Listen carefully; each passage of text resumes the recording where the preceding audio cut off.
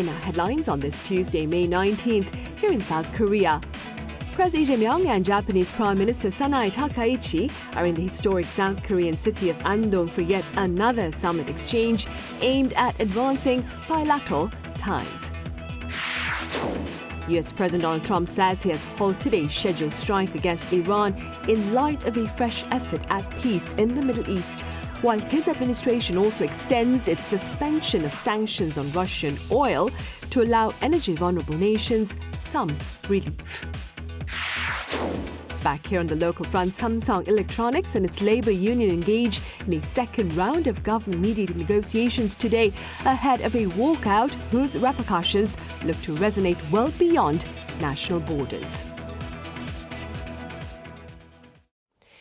We start in the historic city of Andong here in South Korea, where President Lee Jae-myung is playing host to his Japanese counterpart Sanae Takaichi as they seek to maintain the momentum of friendship as well as partnership.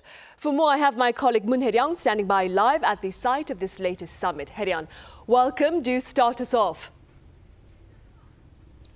Good afternoon, Sunny. So I'm standing very close to the summit venue where the joint press briefing between President Lee and Japanese Prime Minister Sanae Takaichi just wrapped up following a series of talks on this Tuesday afternoon. So ahead of the talks, analysts predicted that, there would be no single headline agenda topic, and this would be more about sustaining the momentum that the two sides had already begun to build. And that set the tone for this afternoon, which began with President Lee warmly welcoming Prime Minister Takaichi amid fanfare and traditionally dressed honor guards by thanking her for coming all the way to Andong. Talks this afternoon covered a broad range of issues, from economic cooperation and protection of overseas citizens amid geopolitical uncertainty such as the Middle East conflict. 튼튼한 양국 간의 협력과 더불어 국제 정세의 어려움을 함께 헤쳐나가는 모습을 통해 양국이 서로에게 얼마나 중요한 협력 파트너인지 실감하고 있습니다. During the expanded meeting, President Lee went on to express his hopes that the summit will serve as another step forward in taking bilateral ties even further through practical and forward-looking forms of cooperation, while Prime Minister Takaichi also agreed on the need to advance relations to maintain stability in the region. Right, stability, of course. Hae-ryang, what's on the agenda for the rest of this evening? So the rest of the evening will actually give way to a much more personal program, with much of the focus centered on cuisine and culture that's local to the city here of Andong. And that's because this city is the hometown of President Lee, and Prime Minister Takaichi herself mentioned how meaningful this was to her during the expanded summit today. President Lee visited my home prefecture of Nara in January, so I'm very glad to be able to conduct shuttle diplomacy at his hometown of Andong here this time. So for dinner, Prime Minister Takaichi will be hosted at a banquet where the menu will feature Andong jimdak, a braised chicken dish native to the city, paired with traditional Andong liquor and sake from Nara. The two leaders will then head to Hawe Folk Village, a UNESCO World Heritage Site renowned for its centuries-old traditional houses, to watch a performance of pansori, a traditional Korean narrative opera. President Lee has also prepared a set of gifts for Prime Minister Takaichi rooted in Andong's cultural heritage, each chosen to symbolize the history and friendship between the two countries. And that's all I have for now, but I'll be back in a later newscast with more developments as the day continues. Back to you, Sunny. All right, Hae-ryang, thank you for that coverage of the latest summit between the leaders of South Korea and Japan in the historic town of Andong. Elsewhere, US President Donald Trump says he's halted a scheduled strike against Iran in light of a fresh effort at peace in the Middle East. Our Cheongung-II has the latest. U.S. President Donald Trump announced on Monday that he had suspended a military strike on Iran that had been scheduled for Tuesday. The decision reportedly came as serious negotiations toward a peace agreement were underway. In a post on Truth Social, Trump said he had been asked to halt the strike by leaders of Qatar, Saudi Arabia, and the United Arab Emirates. The U.S. president said the pause was considered very acceptable to the U.S. and countries in the Middle East, but stressed that there would be no nuclear weapons for Iran. I've put it off for a little while, hopefully maybe forever, but possibly for a little while, because we've had very big discussions with Iran, and we'll see what they amount to. I was asked by... Trump's remarks came as Tehran reportedly submitted a revised 14-point peace proposal through Pakistani mediators. A Pakistani source which has conveyed messages between the two sides since hosting the peace talks last month confirmed that Islamabad had delivered the latest proposal to Washington. Iranian state media earlier reported that Washington had failed to offer any concrete concessions to Tehran. Therefore, from the very day after we sent our points to the American side via Pakistan, we were faced with a series of proposals from the other side which have been reviewed over the past few days. As was announced yesterday, our own views have in turn been conveyed to the American side. The latest response came after Trump warned Sunday that the clock is ticking for Iran to accept a peace agreement, saying that there won't be anything left of them if Iranian leaders did not get moving fast. Tehran, meanwhile, says its current focus is entirely on reaching an agreement to end the war, adding that detailed discussions on nuclear issues have not yet taken place, leaving it as one of the key sticking points in the negotiations. Cheongung-II, Arirang News. Iran has launched a Bitcoin-backed insurance service for Iranian shipping companies operating through the Strait of Hormuz. According to a report by Iran's Fars news agency citing documents from the country's Ministry of Economy and Financial Affairs, the insurance platform, called Hormuz Safe, offers Iranian shipping firms and cargo owners fast, verifiable digital insurance. Iran has also launched the Persian Gulf Strait Authority, a formal body, to manage the Strait of Hormuz, collect transit fees, and designate approved shipping waterways. The Iranian government aims to generate over $10 billion in revenue through the insurance service. Meanwhile, the Trump administration is extending its suspension of sanctions on Russian oil that is already in tankers at sea to allow energy-vulnerable nations some relief amid the supply shortage caused by the conflict between Washington and Tehran. Our Kim Jun-hong reports. The U.S. has extended for another 30 days a sanction waiver allowing purchases of Russian seaborne oil for what it called energy-vulnerable countries amid growing uncertainty surrounding the Iran war. Treasury Secretary Scott Bessent said in a post on X Monday that Washington is issuing a new 30-day general license. This will allow any country to purchase Russian oil and petroleum products stranded on tankers after the previous waiver expired on Saturday without violating U.S. sanctions on major Russian energy firms. The waiver is the second 30-day extension since the measure was first introduced in March. It also reverses earlier plans by the Treasury chief not to grant another extension after he said last month that no further renewal was under consideration. According to Reuters, the latest waiver came at the request of vulnerable countries unable to secure Gulf oil shipments due to the closure of the Strait of Hormuz. Bessent added that the measure would reroute existing oil supplies toward nations most in need and enable countries to compete with China for the previously sanctioned oil. Meanwhile, international oil prices swung sharply the same day Washington announced its latest sanctions relief measure as markets reacted to rapidly evolving developments surrounding the Iran war. The global benchmark Brent crude briefly climbed above $112 a barrel, up 2.6% from the previous session and marking its highest level in about 2 weeks. Prices later pulled back below $109 after U.S. President Donald Trump said he would hold off on a planned military strike against Iran at the request of regional allies. Kim Jun-hong, Arirang News. In other news, Russia's Vladimir Putin is paying a 2-day state visit to China starting today. His summit meeting with his Chinese counterpart Xi Jinping will take place tomorrow, that is Wednesday. And on their agenda is economic and energy cooperation, as well as the war in Ukraine. In a video address ahead of his departure, Putin claimed the two countries will support each other on issues of sovereignty and national unity, hinting at strategic partnership with regard to issues surrounding Ukraine and Taiwan. Meanwhile, Russia's presidential aide Yuri Yushakov has rejected all talk of relevance between Putin's visit to Beijing this week and Donald Trump's visit to Beijing last week.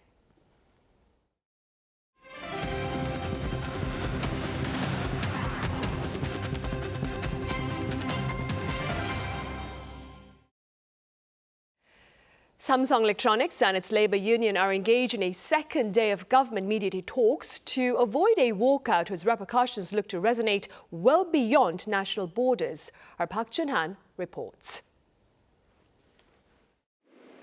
With a strike by Samsung Electronics labor union scheduled to begin on Thursday, Tuesday's meeting hinted at the possibility of the National Labor Relations Commission presenting an official mediation plan.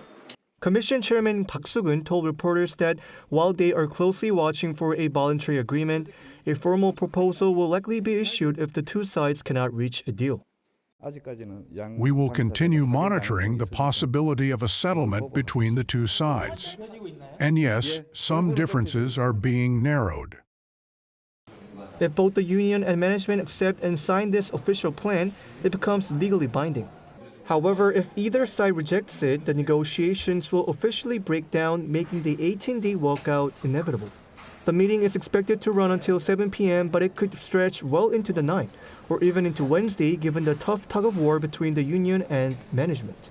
The biggest conflict between the two sides centers on how to distribute performance bonuses, particularly for loss-making divisions.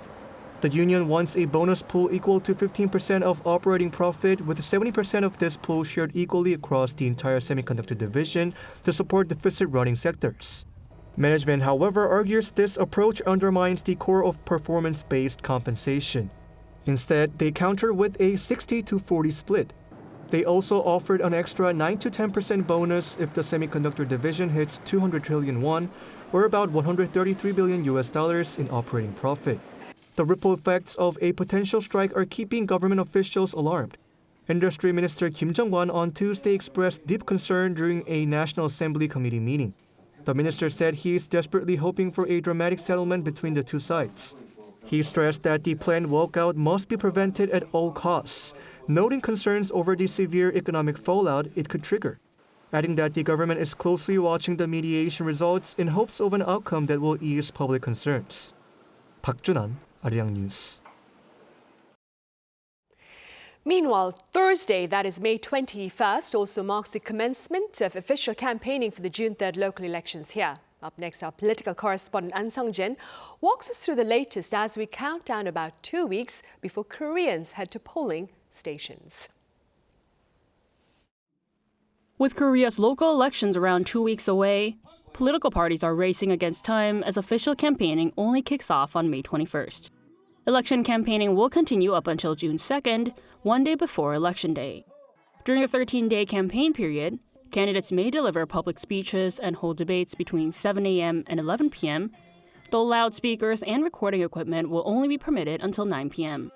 Election authorities also reiterated strict regulations against election misinformation, especially the creation or distribution of deepfake campaign materials, which have been banned for 90 days before the vote. Spreading false information or defamatory posts about candidates on social media could also result in legal penalties. Meanwhile, ballot printing for the local and parliamentary by-elections officially began on May 18th, effectively locking candidate names onto voting papers. This entails that the first deadline has passed for rival camps to unify contenders in closely fought districts, since names are already on ballots, pressuring split votes. Nearly 8,000 candidates registered for this local election, and among them, more than 500 are expected to secure victory uncontested. According to the National Election Commission, roughly 13% of the electoral districts had only a single registered candidate, which marks the second highest number of uncontested victories since local elections were introduced. The final figure could still shift if candidates withdraw before Election Day, but the unusually high number of automatic wins has already hinted at political competition and regional party dominance ahead of the June 3rd vote. An Sung-jin, Arirang News. The military conflict in the Middle East appears to have reignited global interest in South Korea's air defense system. And in light of this renewed attention, the Air Force here recently offered its press pool a glimpse of the system in action. Our defense correspondent Kim Bo-kyung files this report.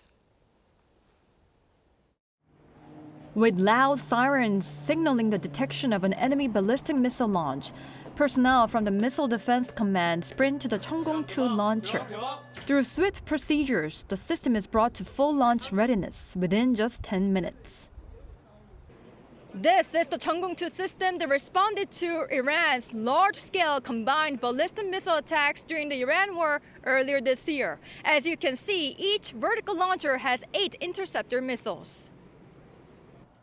With the control center pressing the simulated launch button, the virtual ballistic missile on the radar disappears instantly, marking the end of the successful drill.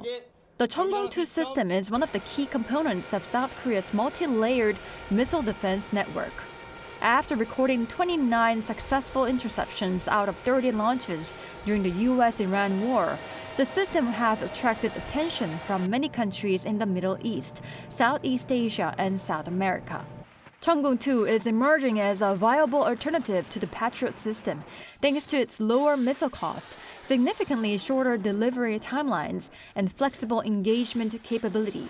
It uses cold launch technology, in which the missile is first ejected more than 10 meters into the air before the rocket ignites, and then turns toward its target in flight. This enables the launcher to engage targets without rotating, while minimizing the flame and blast effects on the ground and nearby equipment.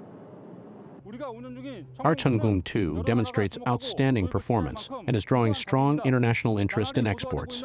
We conduct realistic daily training to defend South Korea against North Korea's increasingly advanced nuclear and missile threats. Already serving as the core asset of South Korea's air and missile defense network, the system is now gaining momentum in the global defense market. 김보경, Arirang News, 사천. Over to the football field now. A press conference was held earlier today at Suwon Sports Complex ahead of the semi-final match of AFC Women's Champions League between Suwon FC Women of South Korea and Naegohyang FC from North Korea. Head coach Lee Yu-il of the North Korean team said his players are prepared to do their best. That being said, footballer Kim Kyung-young added that the team atmosphere remained positive and that her teammates will give their all in light of the expectations of their people. The semi-final match between the clubs of the two Koreas kicks off at 7 p.m. Wednesday in Suwon. In the U.S., a shocking shooting at the Islamic Center of San Diego killed 3 victims, while the 2 teenage gunmen also took their own lives after the assault. Our Lee Seung-jae has more. Police in San Diego are investigating a deadly shooting at a mosque in the Claremont area of the city after 3 men were killed and 2 teenage suspects were later found dead nearby. According to San Diego Police Chief Scott Wall, police were called to the Islamic Center of San Diego, the largest mosque in the county, at approximately 11:43 a.m. on Monday. They observed 3 deceased bodies outside of the center, which, obviously forced them to engage in an active shooter response and immediately deploy inside of the Islamic Center and start working from room to room. Among those killed was a mosque security guard. Authorities say the victim played a pivotal role in preventing more bloodshed. Officers responding to the scene also received reports of gunfire a few blocks away, where a landscaper was targeted but escaped without injury. Police later discovered the 2 teenage suspects dead inside a vehicle stopped in the middle of a nearby road. The suspects were believed to be 17 and 19, appeared to have died from self-inflicted gunshot wounds. The Islamic Center of San Diego also houses the Al-Rashid School, which offers Arabic language and Islamic studies classes for children and adults. Television footage from the scene showed more than a dozen children being escorted out of the complex, while heavily armed officers secured the area. Investigators say the case is being treated as a hate crime, though police have not yet disclosed additional information about the suspects or what may have led to the shooting. Lee Seung-jae, Arirang News.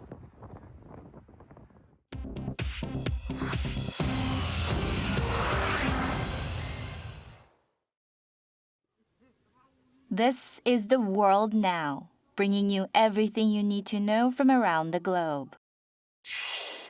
An American doctor has tested positive for Ebola in Eastern Democratic Republic of Congo as the death toll passes 110. Health officials say the outbreak went undetected for 4 weeks because a local laboratory tested samples for the wrong Ebola strain. A large funeral gathering in April is believed to have accelerated the spread before any alarm was raised. In efforts to contain the virus, the World Health Organization is sending experts, and Congo will open 3 new treatment centers in the affected Ituri province. The U.S. has banned entry of foreign nationals who visited Congo, Uganda, or South Sudan in the past 3 weeks. The Africa Centers for Disease Control and Prevention chief said he is in, quote, panic mode due to shortage of medicine and vaccines. The cruise ship at the center of the deadly hantavirus outbreak docked in Rotterdam on Monday, where the remaining 25 crew members disembarked and went into quarantine. The MV Hondias will be cleaned by a specialized company in a process expected to take up to a week. Dutch health authorities said none of those coming off the ship were showing symptoms, and there was no risk to the city of Rotterdam. 3 people have died in the outbreak, a Dutch couple and a German national whose remains will be cremated in the Netherlands. A jury in California ruled against Elon Musk on Monday in his lawsuit against OpenAI, finding that he waited too long to sue the company. The verdict clears a major obstacle to OpenAI's potential $1 trillion stock market debut. Musk had accused OpenAI and CEO Sam Altman of betraying the company's nonprofit mission by accepting tens of billions of dollars from Microsoft. The jury deliberated for less than 2 hours. Musk said he plans to appeal. Chu Ji-hyun, Arirang News.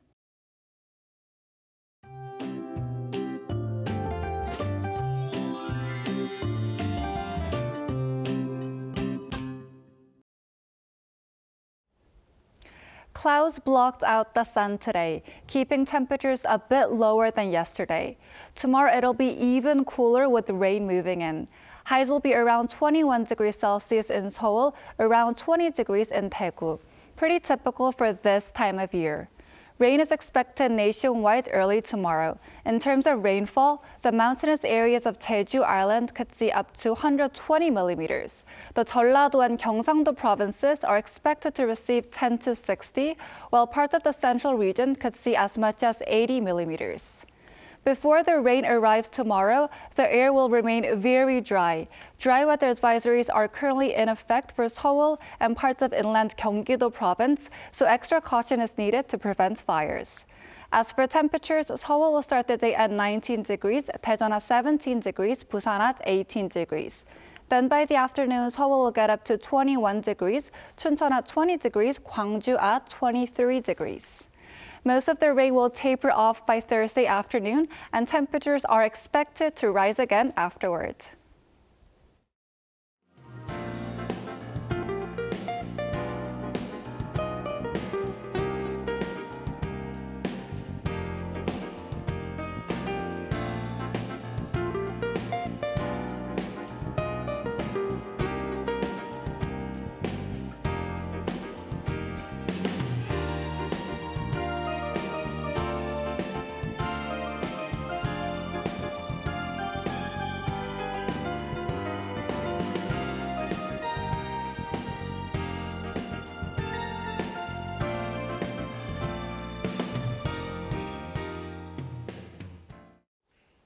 Those are the headlines at this hour here in Capital Seoul. Coming up right after this break is our daily panel session. And today we touch upon the latest interaction between the leaders of Seoul and Tokyo here in South Korea taking place as we speak.